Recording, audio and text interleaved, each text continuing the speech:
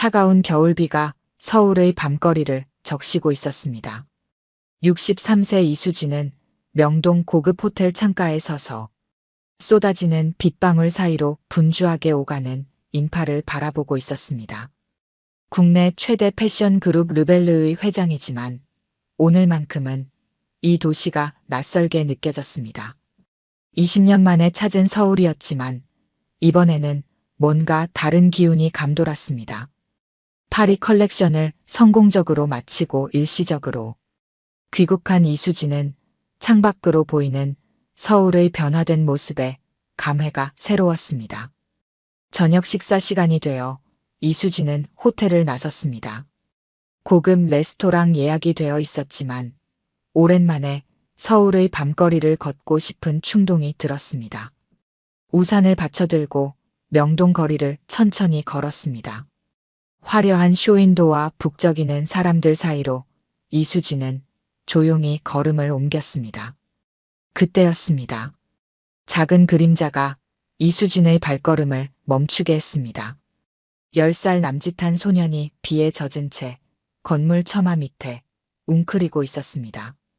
흠뻑 젖은 머리카락 사이로 보이는 창백한 얼굴이 이수진의 시선을 사로잡았습니다. 소년은 동전을 구하려 이수진에게 다가왔습니다. 저기요, 혹시 동전 좀 있으세요? 버스비가 없어서요. 이수진은 소년을 자세히 바라보았습니다. 이름이 뭐니? 서준호입니다. 소년이 대답했습니다. 버스비만 필요한 거니 아니면 다른 것도? 준호는 잠시 망설이다 고개를 숙였습니다. 사실 오늘 저녁도 못 먹었어요. 아빠가 늦게 끝난다고 해서. 이수진은 지갑을 열려다 문득 멈칫했습니다. 준호의 왼쪽 손목에 채워진 은빛 팔찌가 빗물에 반짝이고 있었기 때문이었습니다.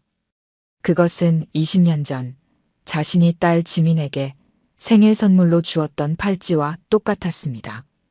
그 팔찌 어디서 났니? 이수진의 목소리가 떨렸습니다. 준호는 팔찌를 만지작거리며 대답했습니다. 이거요? 엄마가 주셨어요. 엄마의 보물이었는데 제가 5살 때 저한테 주셨어요. 내 엄마 이름이 혹시? 이수진은 가슴이 두근거리며 물었습니다. 한지민이요. 준호가 대답했습니다. 이수진의 심장이 빠르게 뛰기 시작했습니다. 20년 전 자신이 의절했던 딸의 아들, 자신의 외손자가 눈앞에 있었던 것입니다. 지금 어디 살고 있니? 이수진은 떨리는 목소리를 억누르며 물었습니다. 저기 신촌 쪽이요. 아빠랑 둘이 살아요. 아빠는 피아노 가르치시는데 오늘은 늦게까지 레슨이 있대요. 그래, 배고프지? 우선 뭐라도 먹자. 그리고 내 아빠한테도 연락해보자. 이수진은 망설임 없이 준호의 작은 손을 잡았습니다. 소년의 차가운 손이 자신의 따뜻한 손 안에서 떨리고 있었습니다. 비가 내리는 명동거리, 두 사람의 뒷모습을 가로등 불빛이 길게 느려 비추었습니다. 이수진의 마음속에는 이미 오래전에 닫아버린 과거의 문이 서서히 열리기 시작했습니다. 근처 따뜻한 식당에서 준호는 배고픈 듯 음식을 급하게 먹어치웠습니다. 이수진은 그런 준호를 조용히 지켜보며 복잡한 감정에 휩싸였습니다. 딸에 대한 그리움, 후회, 그리고 이제야 찾은 외손자에 대한 미안함이 교차했습니다. 준호는 아저씨에게 문자를 보냈다고 했습니다. 이수진이 아빠라고 부르지 않느냐고 묻자 준호는 강민석 아저씨는 새아빠라고 설명했습니다. 엄마가 재혼했다는 것이었습니다. 진짜 아빠는 먼 곳에 있다고만 들었다고 했습니다. 이수진은 침묵 속에서 지민의 인생에 대해 아무것도 몰랐다는 사실이 더욱 가슴 아프게 다가왔습니다. 20년 전 지민이 평범한 음악대학생과 사랑에 빠졌을 때 이수진은 완강하게 반대했습니다. 자신처럼 패션의 길을 가길 바랐던 딸이 음악을 선택하고 더구나 가난한 음악가와 결혼하려 한다는 사실에 격분했습니다. 결국 지민은 가출하듯 집을 나갔고 그 이후로 소식이 끊겼습니다. 그때 식당 문이 열리고 한 남자가 급하게 들어왔습니다. 40세 남짓한 나이에 단정한 차림새였지만 피곤함이 역력한 얼굴이었습니다. 강민석이었습니다. 그는 준호를 보자마자 달려와 안았습니다. 그러다 이수진을 발견하고 표정이 굳었습니다. 이수진은 민석에게 딸의 죽음에 대해 물었습니다. 민석은 5년 전 교통사고였다고 설명했습니다. 왜 연락하지 않았냐는 이수진의 물음에 민석은 20년 동안 딸을 버린 사람에게 연락할 처지가 아니었다고 답했습니다. 지민은 마지막까지 어머니를 기다렸지만 결국 만나지 못했다고 했습니다. 민석은 지민이 세상을 떠나기 전 자신에게 준호를 잘 키워달라고 부탁했다고 말했습니다. 비록 자신의 핏줄은 아니지만 지민이 남긴 가장 소중한 보물이기 때문이라고 했습니다. 이수진은 그 말에 깊은 감동을 느꼈습니다. 자신이 가족의 의미를 너무 좁게 생각했다는 것을 깨달았습니다. 이수진은 민석에게 준호를 만나게 해달라고 부탁했습니다. 자주 만나서 이제라도 할머니 역할을 하고 싶다고 말했습니다. 민석은 준호를 위한 일이라면 그러겠다고 답했습니다. 일주일 후 이수진은 신촌에 있는 민석의 작은 아파트를 방문했습니다. 30평도 안 되는 공간에 피아노 하나가 거실의 절반을 차지하고 있었습니다. 민석은 그 피아노로 학생들을 가르치며 생계를 이어가고 있었습니다. 준호는 할머니를 보자 반갑게 달려왔습니다. 이수진은 처음으로 준호를 꼭 안아보았습니다. 작고 따뜻한 몸에서 지민의 향기가 나는 것 같았습니다. 이수진은 준호에게 작은 전자 피아노를 선물했습니다. 준호는 신이 나서 피아노를 만졌습니다. 민석은 이수진이 이렇게 변할 수 있다는 것이 믿기지 않았습니다. 20년 전의 차갑고 냉정했던 그 패션 디자이너가 이제는 손자를 위해 선물을 사오는 평범한 할머니가 되어 있었습니다. 민석은 솔직히 자신의 형편에 준호를 제대로 뒷바라지해주기 힘든 상황이라고 말했습니다. 준호는 정말 재능이 있는데 말입니다. 이수진은 자신이 도울 수 있다고 제안했습니다. 준호의 학비든 레슨비든 필요한 것은 무엇이든 지원하겠다고 했습니다. 이것은 딸을 위해서이기도 하다고 했습니다. 지민에게 해주지 못한 것들을 준호에게라도 해주고 싶다고 했습니다. 준호는 피아노 앞에 앉아 연주를 시작했습니다. 놀랍게도 복잡한 멜로디가 흘러나왔습니다. 이수진은 놀란 눈으로 준호를 바라보았습니다. 민석은 지민의 피가 흐르는 것 같다고 했습니다. 특별한 레슨 없이도 곡을 들으면 바로 따라치며 절대 음감이 있다고 했습니다. 이수진은 준호와 민석에게 자신의 집에서 함께 지내자고 제안했습니다. 준호의 미래를 위해서이고 자신도 외롭다고 했습니다. 이제 와서 가족의 소중함을 깨달았다고 말했습니다. 민석은 준호에게 물어보겠다고 했습니다. 준호는 할머니 집에 피아노가 있냐고 물었습니다. 이수진은 내일이라도 들여놓을 수 있다고 답했습니다. 준호는 가겠다고 했지만 민석도 함께 와야 한다고 했습니다. 이수진은 민석을 위한 피아노 레슨실을 따로 마련해 주겠다고 제안했습니다.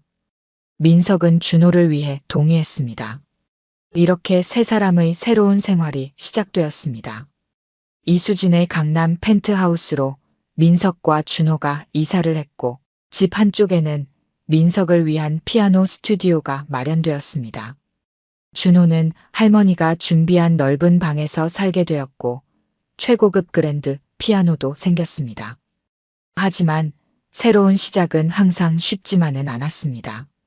서로 다른 세계에서 살아온 세 사람이 한 지붕 아래 살게 되면서 예상치 못한 충돌이 시작되었습니다. 이수진의 펜트하우스에서의 생활은 준호에게 완전히 새로운 세계였습니다. 넓은 거실과 바닥부터 천장까지 이어지는 창문, 24시간 대기하는 가사 도우미, 그리고 자신만의 방과 욕실까지 모든 것이 낯설고 어색했습니다. 준호는 고급 레스토랑 셰프 출신의 가정부가 차린 아침 식사 앞에서 숟가락을 들지 못했습니다. 배가 안 고프다며 먹지 않았습니다. 민석은 걱정스러운 표정으로 준호에게 학교에 늦을 것이라며 먹으라고 재촉했습니다. 이수진은 준호를 위해 강남의 유명한 사립초등학교를 알아보았습니다. 음악 교육이 특화된 학교로 준호의 재능을 키우기에 최적의 장소라고 생각했습니다. 등교 시간, 이수진의 고급 세단이 학교 앞에 멈추자 다른 아이들이 호기심 어린 눈으로 쳐다보았습니다. 대부분 재벌가 자제들이 다니는 학교에서도 이수진의 차는 눈에 띄었습니다. 교실에 들어서자 모든 시선이 준호에게 집중되었습니다. 담임 선생님이 준호를 소개했습니다. 쉬는 시간 몇몇 아이들이 준호에게 다가와 이수진의 손자가 맞냐고 물었습니다. 준호가 그렇다고 하자 왜 이제야 전학 왔냐며 의심스러워했습니다. 준호는 최근에 만났다고만 대답했습니다. 소문은 빠르게 퍼졌습니다. 이수진 회장이 갑자기 나타난 손자를 데려와 함께 산다는 이야기가 학교 전체에 퍼지기 시작했습니다. 아이들은 준호를 주운 손자라고 놀리기 시작했습니다. 준호는 점심시간에 혼자 교실 한쪽에서 도시락을 먹었습니다. 전에 다니던 학교에서는 친구들이 많았는데 이곳에서는 모두가 그를 이상한 눈으로 바라보는 것 같았습니다. 하교 시간, 준호는 다른 아이들보다 먼저 교실을 빠져나왔습니다. 학교 정문 앞에서 이수진이 기다리고 있었습니다. 이수진이 학교 생활이 어땠는지 물었지만 준호는 괜찮았다며 억지로 미소를 지었습니다. 그날 저녁 준호는 거의 식사를 하지 않았습니다. 민석은 걱정스러운 눈빛으로 준호를 바라보았습니다. 준호의 방에서 민석은 무슨 일이 있었는지 물었고 준호는 결국 울음을 터뜨렸습니다. 아이들이 자신을 주운 손자라고 놀렸다고 했습니다. 할머니가 자신을 버렸다가 다시 주었다는 이야기를 한다고 했습니다. 민석은 준호를 꼭 안아주었습니다. 그는 이것이 단순한 적응 문제가 아님을 알았습니다. 준호가 겪는 정체성의 혼란과 소속감의 부재는 쉽게 해결될 문제가 아니었습니다. 이수진도 이 상황을 지켜보며 깊은 고민에 빠졌습니다. 자신이 준호에게 최고의 환경을 제공했다고 생각했지만 정작 아이에게 필요한 것은 물질적인 풍요로움이 아니라는 것을 깨닫기 시작했습니다. 다음 날 아침 이수진은 준호에게 오늘은 학교에 가지 않고 함께 시간을 보내자고 제안했습니다. 그리고 음악 콩쿠르가 있는데 참가해보면 어떻겠냐고 물었습니다. 준호는 눈을 반짝이며 정말로 참가해도 되냐고 물었습니다. 이렇게 준호는 새로운 목표를 갖게 되었습니다. 하지만 학교에서의 어려움은 계속되었습니다. 그럼에도 불구하고 콩쿠르를 준비하며 점차 자신감을 찾아가기 시작했습니다. 민석은 매일 저녁 준호와 함께 피아노를 연습했고 이수진은 그 모습을 지켜보며 서서히 진정한 가족의 의미를 배워가고 있었습니다. 봄이 찾아온 어느 날 이수진은 거실에서 흘러나오는 피아노 소리에 발걸음을 멈췄습니다. 준호가 연주하는 쇼팽의 녹턴이었습니다. 몇 주 전부터 민석의 지도로 준호는 점점 더 복잡한 곡들을 연주하기 시작했습니다. 이수진은 그 자리에 서서 연주가 끝날 때까지 움직이지 않았습니다. 연주가 끝나고 이수진은 준호에게 다가가 정말 아름답게 연주한다고 말했습니다. 준호는 할머니도 좋아하냐고 물었습니다. 이수진은 준호의 어머니도 음악을 정말 좋아했다고 말했습니다. 하지만 자신은 그것을 이해하지 못했다고 고백했습니다. 이제야 음악의 아름다움을 조금씩 알아가고 있다고 했습니다. 준호야, 내 피아노 선생님이 어떻게 지내시니? 이수진이 물었습니다. 준호는 최근에 이수진이 소개해준 유명한 피아니스트에게 레슨을 받기 시작했습니다. 김 교수님은 엄청 까다로우세요. 한 소절만 틀려도 처음부터 다시 치라고 하세요. 하지만 정말 많이 배우고 있어요. 준호의 목소리에는 힘듦과 자부심이 함께 묻어났습니다. 민석은 주방에서 커피를 마시며 그 모습을 지켜보고 있었습니다. 그는 준호가 이렇게 빠르게 성장하는 모습을 보며 자랑스러움을 느꼈습니다. 동시에 준호가 점점 더 높은 수준의 음악 세계로 들어가는 것에 대한 두려움도 있었습니다. 자신의 가르침만으로는 더 이상 준호를 이끌어줄 수 없다는 것을 알았기 때문입니다. 다음 날 아침, 민석은 이수진의 집무실을 찾았습니다. 이수진은 파리 패션쇼 준비를 위한 디자인, 스케치를 검토하고 있었습니다. 들어오세요. 이수진이 말했습니다. 잠시 이야기 좀 할 수 있을까요? 민석이 조심스럽게 물었습니다. 이수진은 안경을 벗고 민석을 바라보았습니다. 예전과 달리 이제는 민석을 가족으로 받아들이고 있었습니다. 무슨 일이에요? 준호에 관해서입니다. 요즘 그 아이의 실력이 놀라울 정도로 발전하고 있어요. 전국 청소년 피아노 콩쿠르가 2달 후에 있는데 준호를 참가시키려고 합니다. 이수진의 눈이 커졌습니다. 정말요? 그렇게 실력이 좋아요? 네, 김 교수님도 준호의 재능은 보기 드물다고 하셨어요. 특히 음악적 감성이 뛰어나다고요. 민석의 얼굴에는 자부심이 가득했습니다. 이수진은 잠시 생각에 잠겼습니다. 콩쿠르 준비에 필요한 건 무엇이든 말씀하세요. 제가 도울게요. 사실 준호가 학교 적응에 여전히 어려움을 겪고 있어요. 콩쿠르 준비와 병행하기가 힘들 것 같습니다. 민석의 얼굴에 걱정이 스쳤습니다. 이수진은 책상에 놓인 캘린더를 바라보았습니다. 그럼 잠시 홈스쿨링은 어떨까요? 콩쿠르가 끝날 때까지만요. 그동안 학교 공부는 가정교사를 붙여드릴게요. 민석은 고개를 끄덕였습니다. 그게 좋을 것 같습니다. 감사합니다. 그날 저녁 이수진과 민석은 준호에게 콩쿠르 참가 계획을 이야기했습니다. 준호의 눈이 반짝였습니다. 정말요?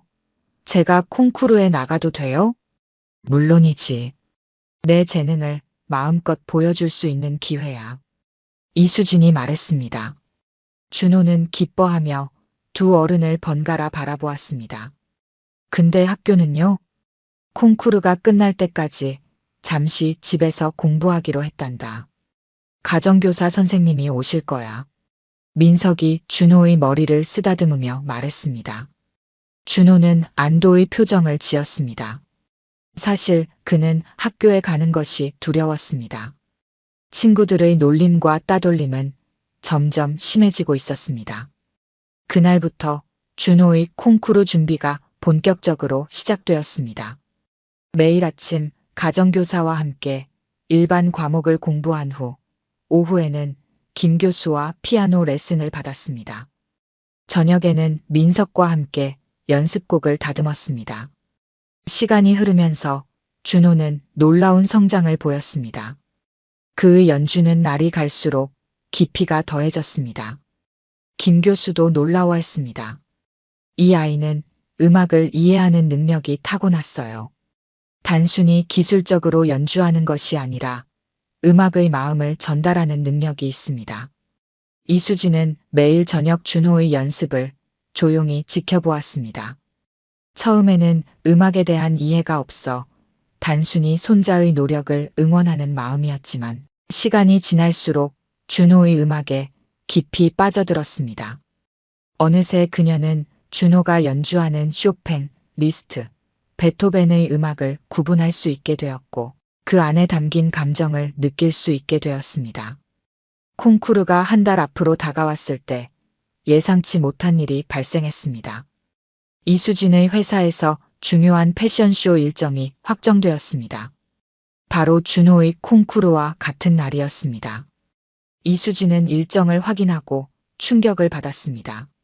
그녀는 회의실에서 직원들과 미팅을 마친 후 사무실로 돌아와 깊은 고민에 빠졌습니다. 이 패션쇼는 그녀의 경력에서 가장 중요한 행사 중 하나였습니다. 5년 만에 직접 디자인한 컬렉션을 선보이는 자리였고 세계 각국의 바이어와 언론이 모두 모일 예정이었습니다. 그러나 동시에 준호의 콩쿠르도 그에게는 인생에서 중요한 순간이었습니다. 이수진은 창밖을 바라보며 20년 전으로 돌아갔습니다. 딸 지민이 첫 피아노 발표회를 했을 때 그녀는 중요한 해외 미팅을 이유로 참석하지 않았습니다. 그것이 그들 사이의 갈등이 시작된 순간 중 하나였습니다. 그녀는 책상 서랍에서 오래된 사진첩을 꺼냈습니다. 지민의 어린 시절 사진들이 담겨 있었습니다. 사진 속에서 지민은 항상 밝게 웃고 있었지만 점점 성장할수록 그 미소가 사라져갔습니다. 이수진은 자신이 딸의 삶에서 얼마나 많은 중요한 순간들을 놓쳤는지 깨달았습니다. 이번에는 달라야 해. 이수진은 작은 소리로 중얼거렸습니다. 그녀는 비서를 불러 패션쇼 일정 조정을 검토해보라고 지시했습니다. 하지만 모든 준비가 이미 진행 중이었고 해외 게스트들의 일정도 확정된 상태였습니다. 변경은 거의 불가능했습니다. 그날 저녁 이수진은 준호의 연습실 문 앞에 서 있었습니다. 안에서는 준호가 열심히 콩쿠르 곡을 연습하고 있었습니다. 그녀는 문을 두드리지 못한 채 한동안 그 자리에 서 있었습니다. 어떻게 준호에게 콩쿠르 날 자신이 참석하지 못할 수도 있다는 사실을 말해야 할지 고민했습니다. 그때 민석이 복도에서 이수진을 발견했습니다. 무슨 일 있으세요? 민석이 조용히 물었습니다. 이수진은 한숨을 쉬었습니다. 패션쇼가 준호 콩쿠르와 같은 날이에요. 민석의 표정이 굳었습니다. 그는 이수진의 업계에서의 위치와 이 패션쇼의 중요성을 알고 있었습니다. 이해합니다. 준호에게는 제가 설명할게요. 민석이 말했습니다. 이수진은 고개를 저었습니다. 아니에요. 제가 직접 말할게요. 하지만 어떻게든 두 곳 다 참석할 방법을 찾아볼게요. 민석은 이수진의 눈에서 진심을 읽었습니다. 그녀가 정말로 준호를 위해 노력하고 있다는 것을 느꼈습니다. 다음 날 이수진은 회사 최고 간부들과 긴급 회의를 소집했습니다. 그녀는 패션쇼 일정을 오전으로 앞당기고 자신의 인사말과 주요 프레젠테이션을 맨 처음에 배치해달라고 요청했습니다. 그렇게 하면 오후에 준호의 콩쿠르에 참석할 수 있었습니다. 불가능합니다, 회장님. 행사 책임자가 말했습니다. 주요 미디어 취재와 VIP 게스트들의 일정이 모두 오후로 맞춰져 있습니다. 특히 파리와 밀라노에서 오는 바이어들은 오전 비행기로 도착합니다. 이수진은 단호했습니다. 그럼 내가 직접 디자인한 컬렉션 발표는 오전에 하고 다른 라인은 오후에 진행하세요. 어떻게든 방법을 찾아주세요. 회의실을 나온 이수진은 휴대폰으로 준호의 콩쿠르 시간을 다시 확인했습니다. 오후 3시에 시작해서 준호의 차례는 대략 4시 30분경이 될 것으로 예상되었습니다. 패션쇼가 오전 11시에 시작한다면 자신의 컬렉션 발표 후 행사장을 빠져나와 콩쿠르장으로 이동할 시간이 있을 것이었습니다. 그러나 한 가지 문제가 더 있었습니다. 이수진의 오랜 라이벌이자 업계의 또 다른 거물인 정현주가 이 소식을 듣고 이수진을 찾아왔습니다. 이수진, 정말 패션쇼 도중에 자리를 비울 생각이야? 정현주가 놀란 표정으로 물었습니다. 내 컬렉션 발표만 마치면 돼. 나머지는 팀이 잘 해낼 거야. 이수진이 담담하게 대답했습니다. 정현주는 조소를 띠며 웃었습니다. 패션계의 여왕이 손자 때문에 자신의 가장 중요한 쇼를 포기한다니. 놀랍군. 그렇게 될 줄은 몰랐어. 이수진은 날카로운 시선으로 정현주를 바라보았습니다. 포기가 아니야. 우선순위를 정한 것뿐이야. 그 우선순위가 너를 몰락시킬 수도 있어. 이 바닥은 냉정해. 잠시라도 주춤하면 모든 것을 잃을 수 있다는 걸 너도 잘 알잖아. 정현주의 목소리에는 경고와 함께 은근한 만족감이 묻어났습니다. 이수진은 아무 말도 하지 않았습니다. 정현주의 말이 완전히 틀린 것은 아니었습니다. 패션업계는 늘 새로운 것을 갈구했고 잠시라도 관심에서 벗어나면 빠르게 잊혀질 수 있었습니다. 그날 저녁 이수진은 평소보다 일찍 집에 돌아왔습니다. 거실에서는 준호가 열심히 연습하고 있었고 민석은 옆에서 지도하고 있었습니다. 그들은 이수진이 들어오자 잠시 연습을 멈추었습니다. 오늘은 일찍 오셨네요. 민석이 말했습니다. 이수진은 준호에게 다가가 앉았습니다. 준호야, 할머니가 할 말이 있어. 준호는 호기심 어린 눈으로 이수진을 바라보았습니다. 내 콩쿠르 날 할머니가 중요한 패션쇼가 있단다. 그래서 처음부터 함께 있지 못할 수도 있어. 하지만 최대한 빨리 달려갈게. 내가 연주하는 순간에는 꼭 그 자리에 있을 거야. 준호의 눈에 실망감이 스쳤지만 이내 이해한다는 듯 고개를 끄덕였습니다. 괜찮아요, 할머니.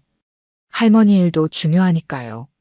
이수진은 준호의 어른스러운 반응에 마음이 아팠습니다. 그녀는 준호의 손을 꼭 잡았습니다. 약속할게. 어떤 일이 있어도 내 연주는 꼭 보러 갈 거야. 준호는 미소를 지었습니다. 네. 그때 제 최고의 연주를 들려드릴게요. 이수진은 준호를 안아주었습니다. 그녀의 마음속에는 확고한 결심이 자리 잡았습니다. 어떤 대가를 치르더라도 이번에는 가족을 위한 선택을 할 것이었습니다. 콩쿠르가 일주일 앞으로 다가온 어느 저녁, 이수진은 자신의 서재에서 오래된 앨범을 꺼내보고 있었습니다. 지민이 어렸을 때 찍은 사진들이었습니다. 그 중에는 지민이 피아노 앞에 앉아있는 사진도 있었습니다. 이수진은 그때 지민의 음악에 관심을 보이지 않았던 것을 후회했습니다. 사진을 넘기다 보니 지민의 첫 피아노 발표회 팸플릿이 나왔습니다. 그날 이수진은 중요한 해외 바이어와의 미팅 때문에 참석하지 못했었습니다. 팸플릿 뒷면에는 지민이 어린 글씨로 적어놓은 메모가 있었습니다. 엄마, 오늘 발표회에서 1등 했어요. 엄마가 봤으면 좋았을 텐데. 이수진의 눈에 눈물이 고였습니다. 그녀는 딸의 인생에서 얼마나 많은 중요한 순간들을 놓쳤는지 생각하니 가슴이 아팠습니다. 문득 서재 문이 열리고 준호가 들어왔습니다. 할머니, 제가 방해 좀 해도 될까요? 준호가 조심스럽게 물었습니다. 이수진은 서둘러 눈물을 닦았습니다.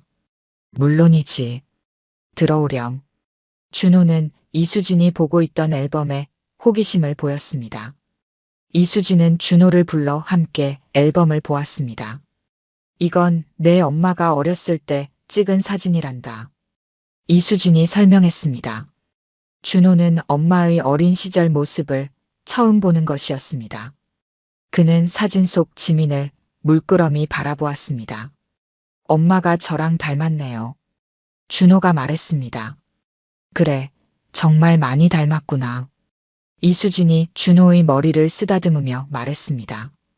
준호는 피아노 앞에 앉은 지민의 사진을 가리켰습니다. 엄마도 피아노를 쳤어요? 그럼. 내 엄마는 어릴 때부터 음악을 정말 좋아했단다. 하지만 할머니는 그때 내 엄마의 재능을 제대로 알아주지 못했어. 이수진의 목소리에는 후회가 묻어났습니다. 준호는 잠시 생각에 잠겼습니다. 그럼 제가 피아노 치는 건 엄마한테 물려받은 거예요? 이수진은 미소를 지었습니다. 그런 것 같구나. 내 안에 엄마의 재능이 살아있는 거야. 준호의 눈이 반짝였습니다. 그는 마치 엄마와 연결된 것 같은 느낌을 받았습니다. 할머니, 전 콩쿠르에서 꼭 1등 할 거예요. 엄마를 위해서요. 이수진은 준호를 꼭 안아주었습니다. 그래. 할머니는 내가 무슨 일을 하든 응원할게. 그 순간 이수진은 중요한 결정을 내렸습니다. 패션쇼 일정을 어떻게든 조정해서라도 준호의 콩쿠르에 전체를 참석하기로 한 것입니다.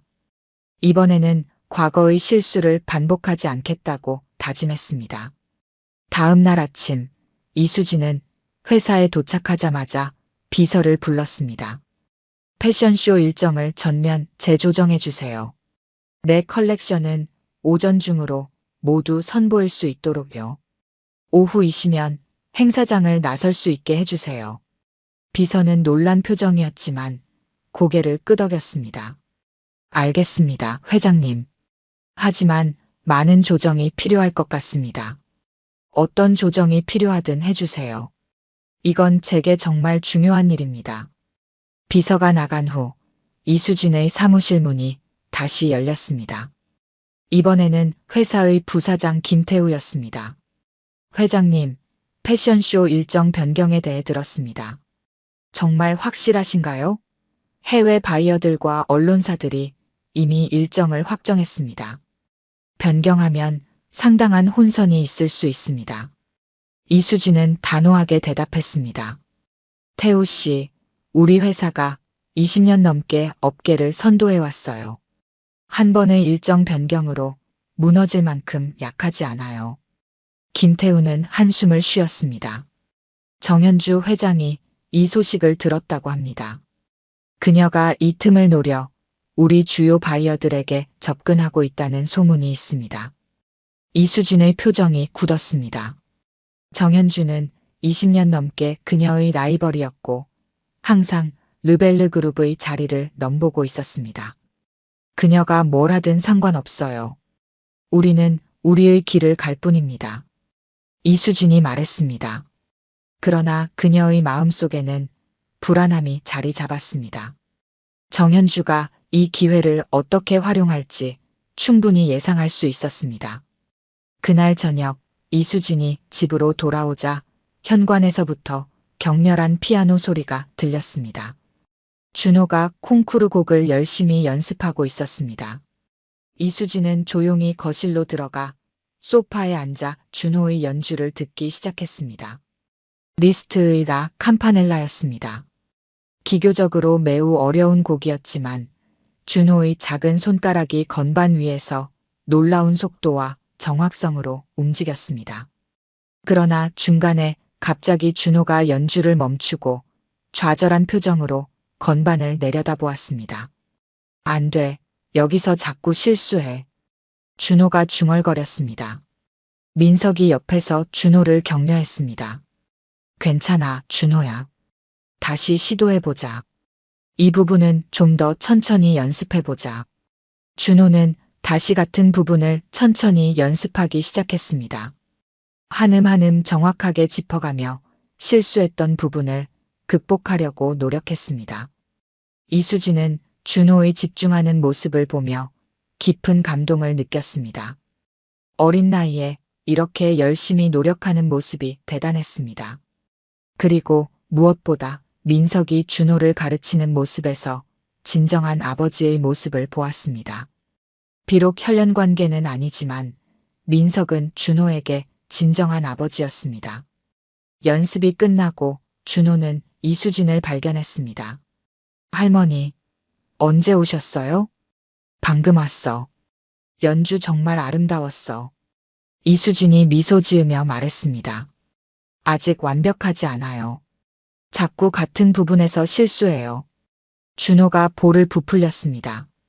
완벽함을 추구하는 것은 좋지만 때로는 실수도 음악의 일부란다. 그 실수를 어떻게 극복하느냐가 진정한 연주자를 만드는 거야. 이수진이 말했습니다. 민석은 놀란 표정으로 이수진을 바라보았습니다. 그녀의 말은 마치 오랜 음악가의 조언 같았습니다. 이수진은 준호와 음악을 통해 변화하고 있었습니다. 저녁 식사 시간, 세 사람은 함께 테이블에 앉았습니다.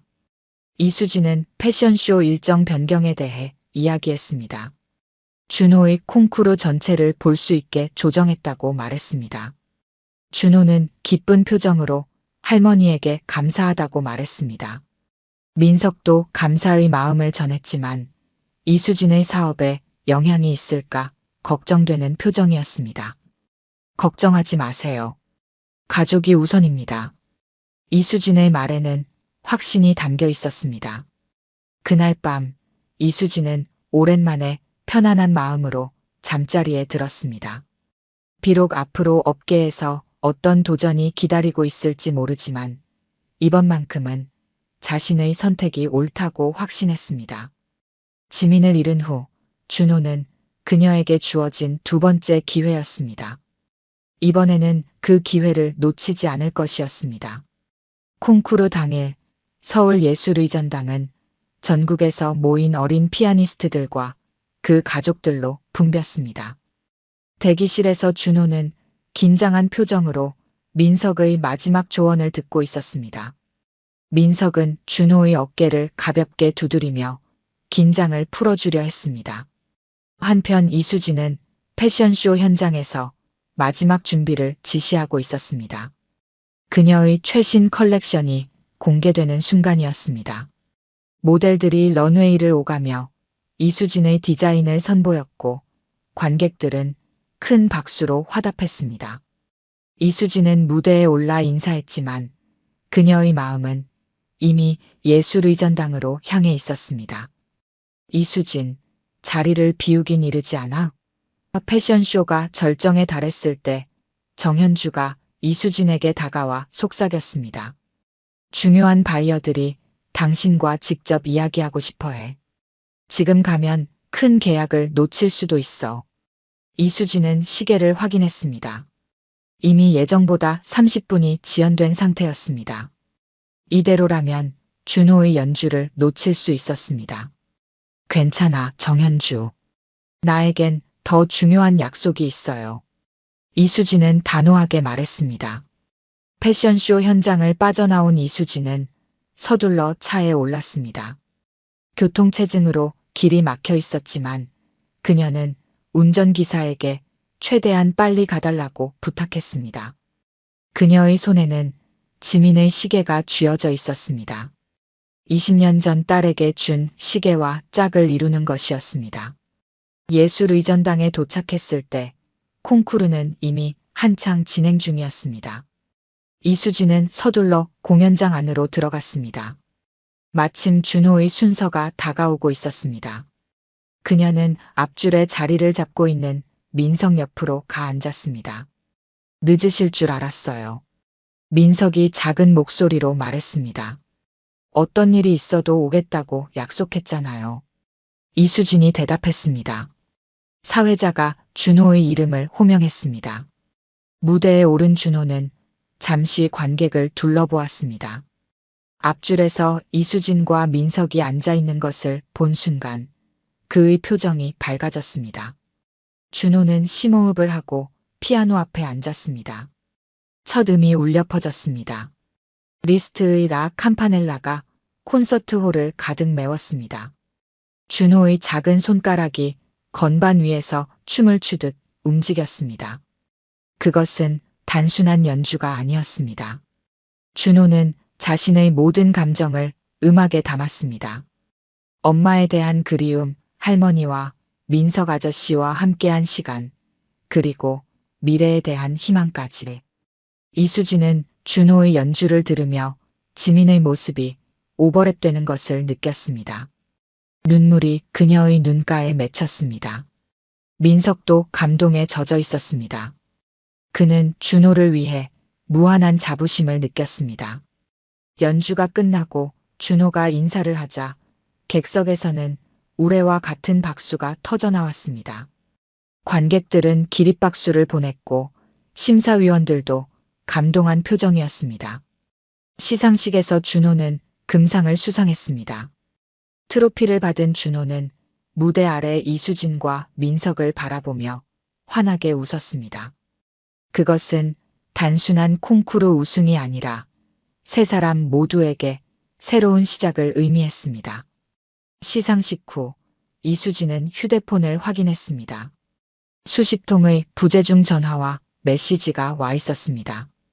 패션쇼 현장에서 그녀의 부재로 인한 혼란이 있었던 것 같았습니다.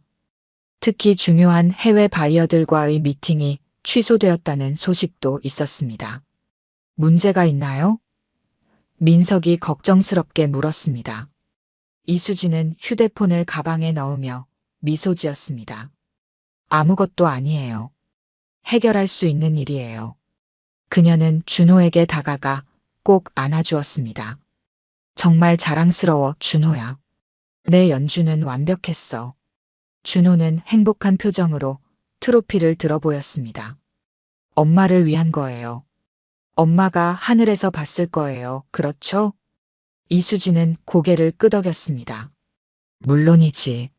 엄마는 항상 너를 지켜보고 있을 거야. 세 사람은 손을 잡고 공연장을 나왔습니다. 봄비가 내리기 시작했지만 그들의 마음은 따뜻했습니다.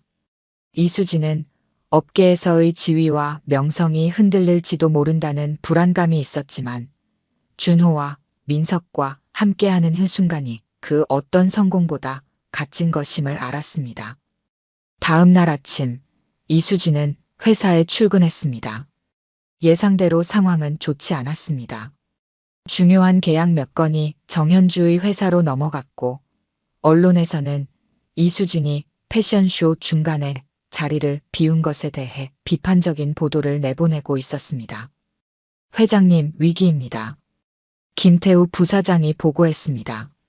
정현주가 우리의 주요 고객들을 공략하고 있어요. 그녀는 르벨르가 더 이상 패션 업계를 선도할 수 없다고 떠들고 다닙니다.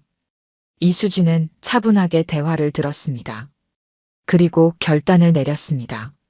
새로운 전략을 짜세요. 이번 일을 위기가 아닌 기회로 만들 겁니다. 그날 저녁 이수진은 집에서 준호와 민석에게 자신의 계획을 이야기했습니다. 르벨르의 새로운 라인으로 하모니를 출시할 것이라고 했습니다. 패션과 음악이 결합된 새로운 개념의 컬렉션이었습니다. 그리고 준호가 그 첫 번째 쇼의 음악을 맡아주었으면 한다고 말했습니다. 준호는 놀란 표정이었지만 이내 기쁜 마음으로 수락했습니다. 민석도 이 아이디어에 흥미를 보였습니다. 그는 음악 감독으로서 이수진의 패션쇼에 참여하게 되었습니다. 이렇게 세 사람은 서로의 세계를 공유하기 시작했습니다. 이수진은 준호의 음악을, 준호는 할머니의 패션을, 민석은 두 사람의 재능을 연결하는 역할을 했습니다. 그들은 진정한 가족이 되어가고 있었습니다.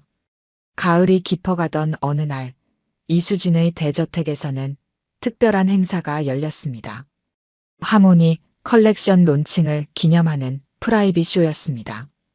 패션계의 주요 인사들과 음악계 인사들이 함께 초대되었습니다. 행사장은 르벨르의 최신 디자인으로 꾸며졌고 중앙에는 그랜드 피아노가 놓여 있었습니다. 그것은 이수진이 준호를 위해 특별히 주문 제작한 것이었습니다. 피아노 몸체에는 르벨르의 로고와 함께 작은 음표들이 새겨져 있었습니다. 손님들이 모이기 시작했습니다. 정현주도 초대받았습니다. 그녀는 르벨르가 침체기에 빠졌다고 생각했기에 이 행사가 어떻게 진행될지 궁금해하며 참석했습니다. 행사가 시작되고 이수진이 무대에 올랐습니다. 그녀는 짧게 인사말을 전했습니다. 오늘 저는 패션과 음악이 만나는 새로운 여정을 시작하려 합니다. 하모니는 단순한 옷이 아닌 감정과 이야기를 담은 예술입니다. 그리고 이 여정에 저와 함께할 특별한 두 사람을 소개합니다. 이수진은 민석과 준호를 무대로 초대했습니다. 민석은 음악 감독으로, 준호는 이 컬렉션의 음악적 영감을 준 아티스트로 소개되었습니다. 준호가 피아노 앞에 앉자 객석에서는 놀란 표정들이 보였습니다. 10살 소년이 이런 중요한 행사에서 연주한다는 것이 의외였습니다. 하지만 준호가 첫 음을 연주하는 순간 모든 의심은 사라졌습니다. 준호의 연주와 함께 모델들이 런웨이에 등장했습니다. 르벨르의 하모니 컬렉션은 음악적 요소를 패션에 접목시킨 혁신적인 디자인이었습니다. 의상의 패턴은 음표와 선율을 형상화했고 색상은 다양한 음색을 표현했습니다. 준호의 연주는 이 컬렉션의 완벽한 배경음악이 되었습니다. 쇼가 끝나고 객석에서는 열렬한 박수갈채가 이어졌습니다. 심지어 정현주조차 감탄의 표정을 감추지 못했습니다. 이수진은 민석과 준호와 함께 무대에 서서 인사했습니다. 그들은 이제 하나의 팀이자 가족이었습니다. 행사 후 리셉션에서 여러 매체의 취재가 이어졌습니다. 한 기자가 이수진에게 물었습니다. 이번 컬렉션은 매우 개인적인 이야기를 담고 있다고 들었습니다. 영감의 원천이 무엇인가요? 이수진은 준호를 바라보며 미소 지었습니다. 제 딸이 음악을 사랑했습니다. 그녀는 제가 이해하지 못했던 음악의 아름다움을 알고 있었죠. 그리고 이제 제 손자를 통해 저도 그 아름다움을 배우고 있습니다. 하모니는 우리 가족의 이야기입니다. 그날 밤 행사가 끝나고 세 사람은 이수진의 집 테라스에 앉아 있었습니다. 가을 하늘에는 별들이 반짝이고 있었습니다. 준호는 이수진과 민석 사이에 앉아 있었습니다. 오늘 정말 멋졌어요. 준호가 말했습니다. 다들 제 연주를 좋아해 주셨어요. 당연하지. 이수진이 준호의 머리를 쓰다듬었습니다. 내 연주는 완벽했어. 그런데 할머니, 앞으로도 계속 이렇게 지낼 수 있는 거죠? 우리 셋이서? 이수진은 민석과 눈을 마주쳤습니다. 그들은 서로에게 무언의 이해를 교환했습니다. 물론이지, 준호야. 우리는 이제 가족이야. 영원히 함께 할 거야. 이수진이 대답했습니다. 준호는 만족한 표정으로 두 어른의 손을 잡았습니다. 그들은 함께 밤하늘을 올려다보았습니다. 어딘가에서 지민도 그들을 지켜보고 있을 것이라고 생각하며 이수진은 마음속으로 딸에게 말했습니다. 이제야 진정한 행복이 무엇인지 알게 되었구나, 지민아. 늦었지만 엄마가 너의 아들을 잘 돌볼게. 가을바람이 세 사람 주위를 감쌌습니다. 그것은 마치 새로운 시작을 축복하는 듯 했습니다. 이수진, 민석, 그리고 준호는 이제 과거의 상처를 치유하고 새로운 가족으로서의 여정을 시작했습니다. 그들의 이야기는 이제 막 시작되었습니다. 오늘 들려드린 이야기가 여러분의 마음에 작은 울림이 되었기를 바랍니다. 아까 깜빡하신 분들이 계셨다면 좋아요와 구독 부탁드려요. 다음 사연을 들려드리는데 큰 힘이 된답니다. 그리고 여러분의 이야기도 댓글로 들려주세요. 다음 이야기 때 또 뵙겠습니다.